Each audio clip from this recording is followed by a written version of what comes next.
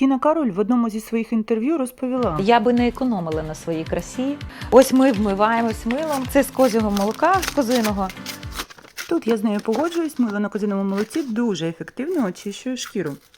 До речі, я подивилась склад цього чарівного мила, жодної магії там немає. Це звичайне мило на основі найдешевшої пальмової олії. Менш з тим, воно дуже гарно справляється зі своїм основним завданням, очищуючи шкіру, не травмуючи її завдяки козиному молоку.